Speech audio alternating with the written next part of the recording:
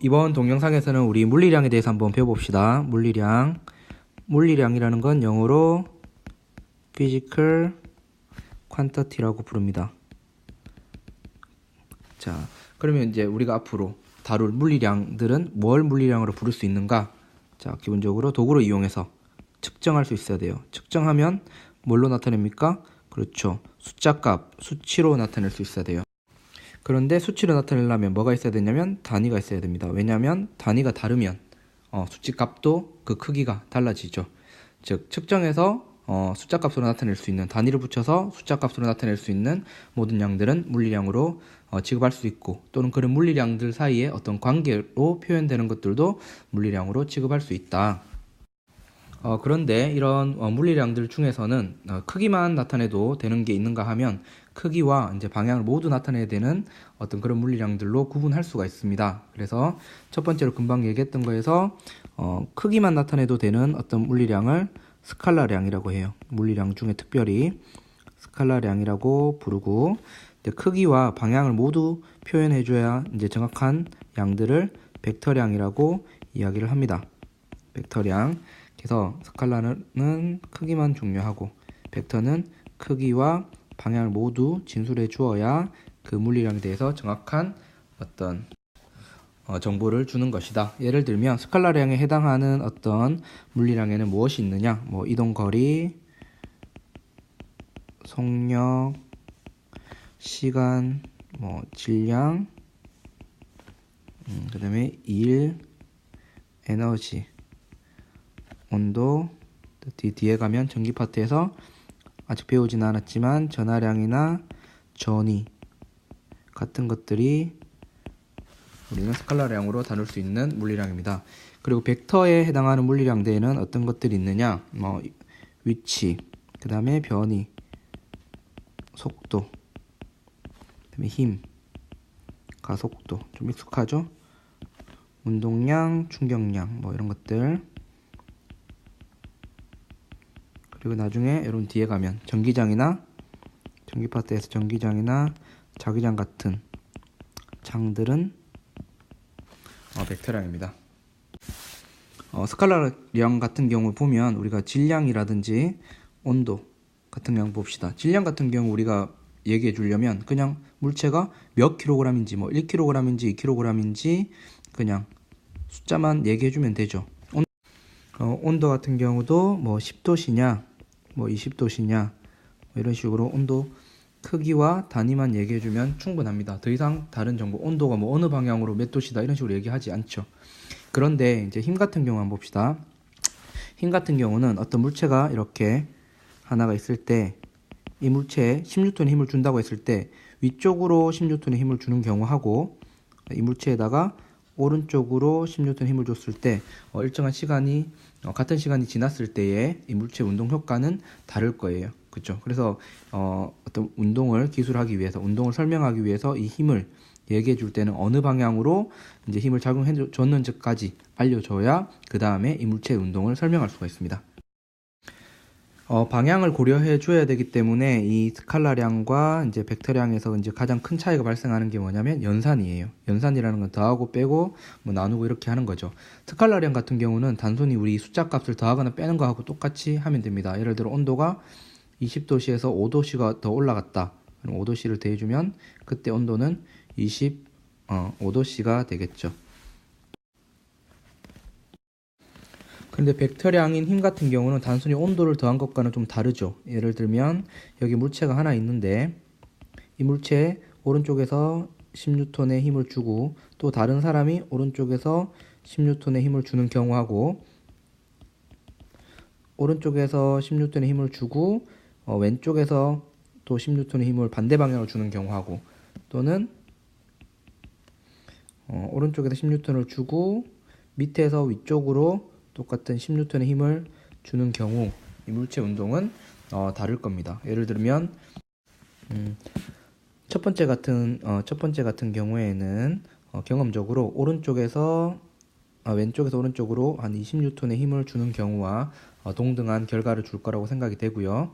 두 번째 경우에는 똑같은 힘을 지금 주고 있으니까 아무런 힘이 작용하지 않는 그런 경우와 동등할 거라고 생각해 볼 수 있고, 이제 이 세 번째 같은 경우는 그 크기를 아직 잘 모르겠지만 어쨌든 이 왼쪽 위로 어떤 특별한 힘을 주는 경우와 동등하다고 생각해 볼 수가 있겠죠.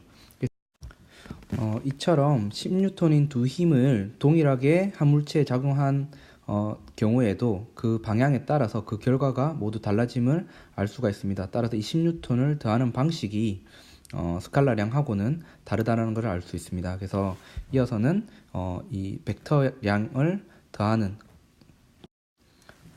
방법에 대해서 이제 공부를 해 볼 겁니다. 그러니까 그러기 위해서는 스칼라량과 다른 이 벡터량을 표시하는 방법에 대해서 공부를 해야 됩니다. 벡터량은 뭘로 표시를 하냐면 그냥 숫자로 나타낼 수는 없죠. 그래서 기본적으로 가장 간단하게는 하살표로 이제 나타내게 됩니다. 뒤에 가면 어떤 다른 방식이 있어요. 예를 들면 좌표 값으로 나타낸다든지 또는 단위 벡터라는 걸 이용해서 표현하는 방식도 공부를 할 겁니다. 근데 일단 여기서는 하살표를 가지고 표현할 겁니다. 예를 들어 이제 어떤 대표적인 게 힘이니까 힘을 예를 들어 한번 보면 1N의 힘, 오른쪽으로 작용하는 1N의 힘을 이렇게 표현한다면 자, 이런 하살표로 표현할 수 있습니다. 그럼 이 하살표가 가리키는 방향, 오른쪽은 힘의 방향이고 요 길이 있죠. 요 정도 길이가 뭘 나타내게 되냐면 힘의 크기를 나타내게 됩니다. 그럼 만약에 여러분들한테 왼쪽으로 향하는 2N의 힘이라고 하면 길이는 몇 배가 돼야 돼요? 그렇죠. 얘보다 대략 한 2배 정도 되고 방향은 반대 방향이 되면 되죠. 이런 식으로 하살표를 이용해서 나타낼 수 있습니다. 북쪽이면 위를 향해 주면 되겠죠. 그러면 자, 하살표를 이용해서 벡터를 나타낼 수 있는데 자, 이런 벡터 있죠. 지금 여기 1N을 여기 나타냈어요. 여기 있는 벡터하고 자, 여기에 똑같은 길이를 가지고 1N에 이런 벡터가 있어요. 그럼 이 두 벡터는 지금 하나는 여기 있고 하나는 다른 위치에 있죠. 그럼 이 두 벡터는 같은 것이냐? 같은 겁니다. 뭐만 같으면 크기, 요 길이하고 뭐가 가리키는 방향만 같으면 이 두 벡터는 같아요. 그래서 벡터는 자유롭게 이동시킬 수 있어요. 내 맘대로. 왜냐? 이동시켜도 같은 벡터니까. 자, 이걸 유념해서 이제 우리가 벡터를 더하는 방식에 대해서 공부해 보겠습니다. 벡터를 합성하는 방식에는 크게 평행사변형법하고 삼각형법이 있습니다. 이제 이렇게 평행사변형법이나 삼각형법을 쓸 때는 이 벡터를 뭘로 표현했을 때 금방 얘기한 것처럼 하살표로 나타냈을 경우에 사용하는 겁니다. 이제 앞에서 논의한 것처럼 이제 하살표를 사용할 때 쓰는 거고, 자, 우리가 벡터를 표시할 때 벡터임 어떤 물리량이 벡터임을 나타낼 때는 하살표를 이용해서 나타난다고 했는데 기호도 마찬가지입니다. 힘은 기호로 F로 나타내는데 이 힘이 벡터임을 표시할 때는 위에다가 이렇게 하살표를 붙여줘요. 문자 위에다가. 그 다음에 가속도도 이제 벡터량이니까 가속도 같은 경우도 A로 쓰는데 벡터임을 강조할 때는 위에 A를 하살표를 붙여주고, 자, 여기 보면 스칼라량에서 속력, 이제 벡터량 속도가 있는데 속력 같은 경우는 단순히 그냥 V로 쓰지만 속도 같은 경우는 V를 쓰고 위에다가 하살표를 붙여서 벡터량임을 표시해 줍니다. 앞에서 계속 벡터의 대표적인 예로서 힘을 갖고 이야기를 했기 때문에 이번에 벡터의 합성도 이제 힘을 가지고 이야기하겠습니다. 실제로 문제에서도 대부분 다루는 상황이 힘의 합성을 많이 다룹니다.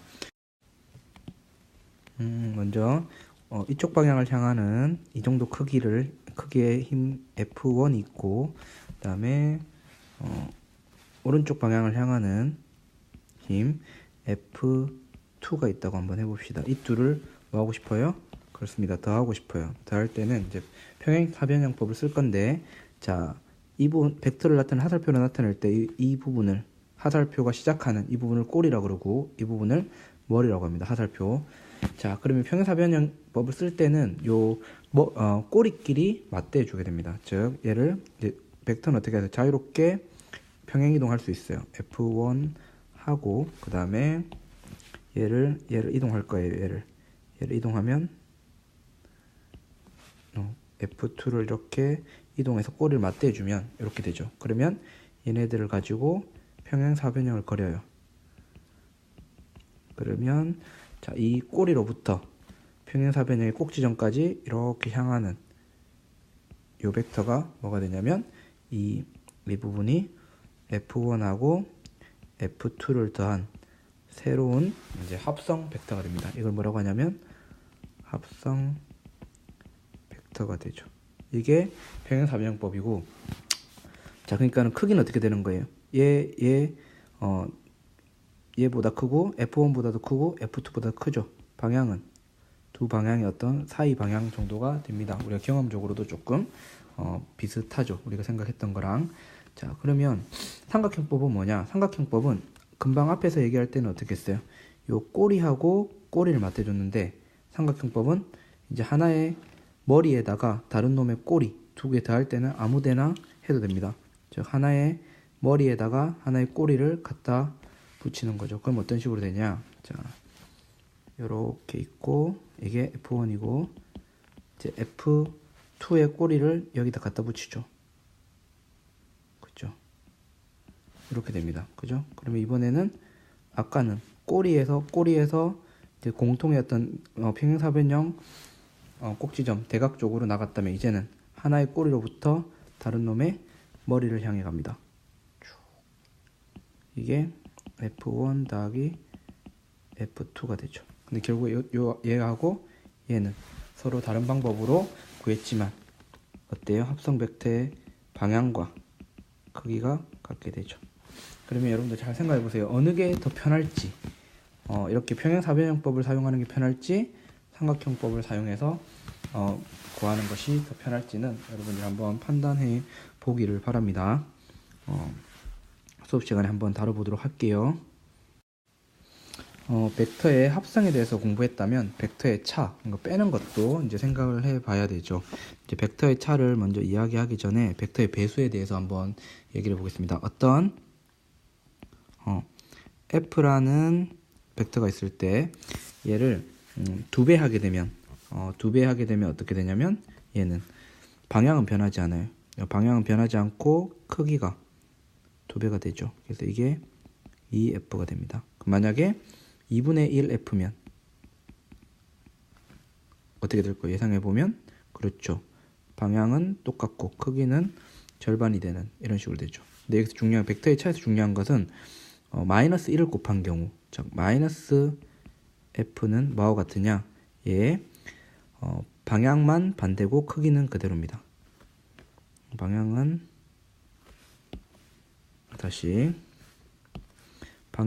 반대고 크기는 그대로. 그럼 여러분 마이너스 2F는